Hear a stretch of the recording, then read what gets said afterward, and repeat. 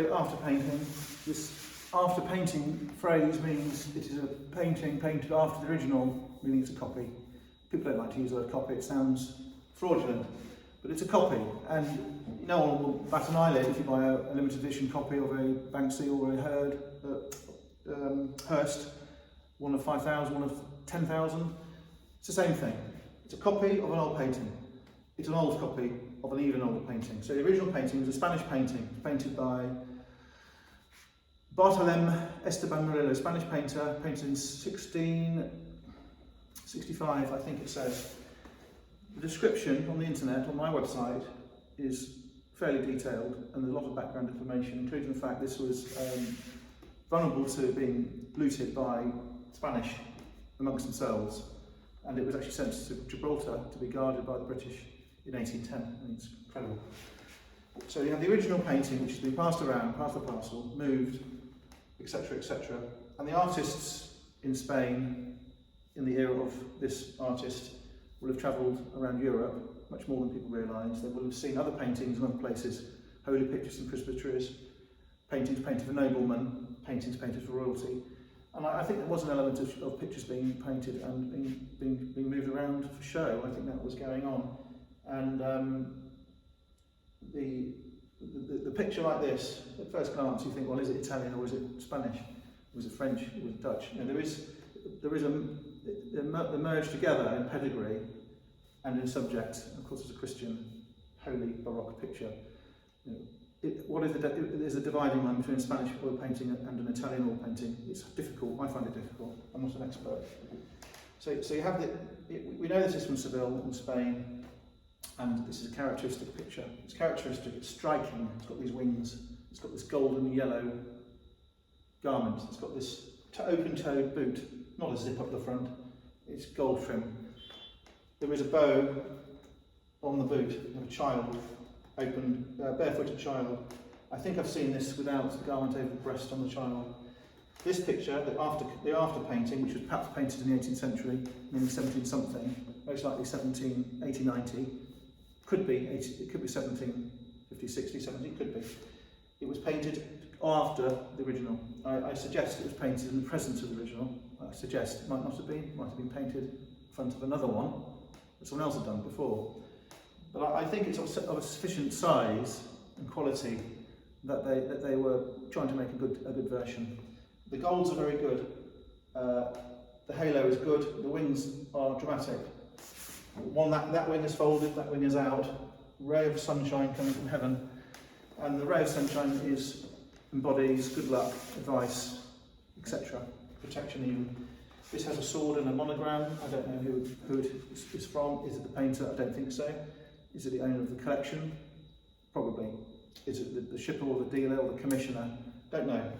Is it a courtesy to the Seville church people? I don't know. It's a sword, not a cross, so it's probably not that. Condition. These get retouched all the time. They get moved, they get damaged. And they don't fade so much as watercolour, but they crackle up and they have pest problems. This painting is not perfect condition, but I think that it needs minor attention.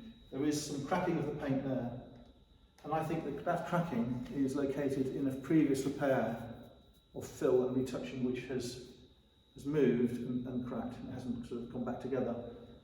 I'm not going to touch it. You could leave it. You don't see it unless you get up close. Slightly dull. If you had it oiled or varnished, it would come up very bright. With my finger, excuse me. It sort of gets a wet look and it feeds it. I'm not going to do it myself. So the picture's sound and commercial and aesthetically pleasing. Doesn't look like it's just been restored. Not too sticky or shiny.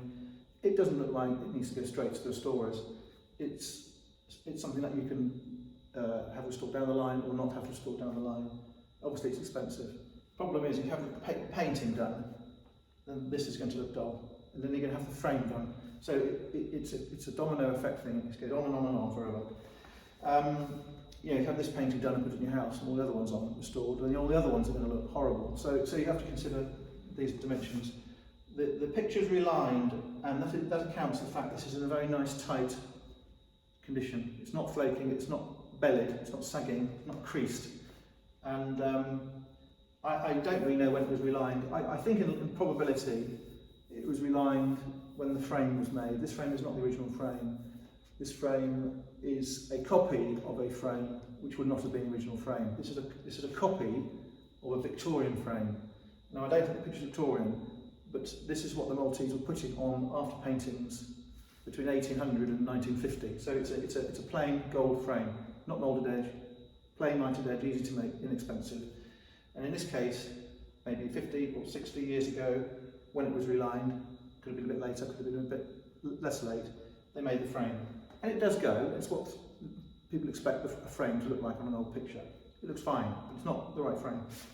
And the frame is made of straps of pine glued together. The profiles of the straps are surgically immaculate, meaning it was cut by a machine. The adhesives are very strong. It's pressed, it's modern frame, 1980 perhaps.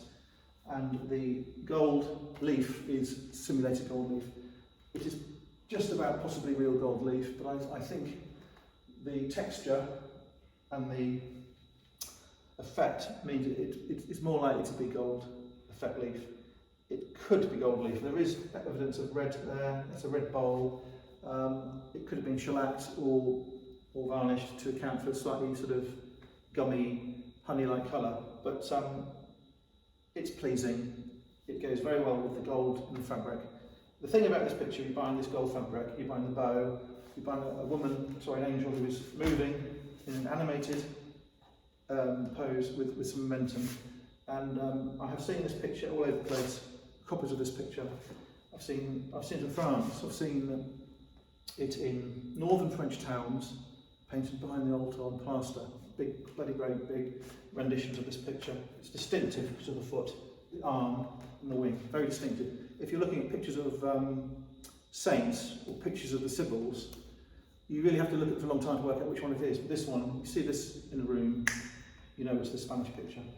So, distinctive picture. It's a large, large picture. The world is full of old pictures, little small ones. I have lots myself. When you get to a certain size, you go into a different league. It's a big picture. I'm going to stand up. I'm over 6 feet. That's a big picture. That will go in a big room. I'll show you the back. Relined on a coarse Hessian-like canvas. Pitch pine frame. I think the stretcher is also new. So I think you have an old canvas on a stretcher, on a new canvas, on a new stretcher, on a new frame. And that was an expensive job, and it's been done quite well.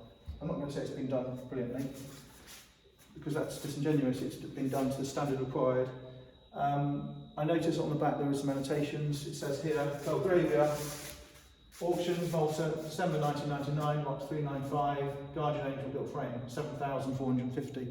So I bought this picture at the same sale last year for a lot less than that, and we know that some of the pictures had problems with price.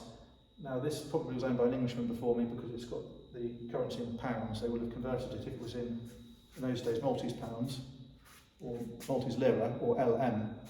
And then you can assume it would have gone to a Maltese buyer. I think it was owned by an Englishman before me. I bought this 23 years later from another Englishman. And this will be selling for less than it sold for 23 years ago. Which is good news on one hand and bad news on the other hand.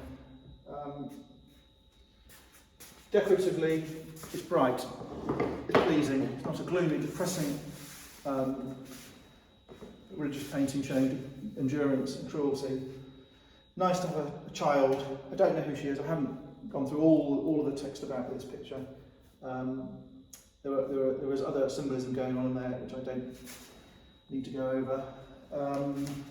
I think if you have a hallway or a dining room or a parlour or a lounge or a staircase or a chapel, I mean in Malta some people have chapels, believe it or not, if you have a place for it, I think it's a desirable oil painting. I mean I can find you hundreds of big oil paintings in Malta, and some of them are not desirable, and it's not only a matter of taste.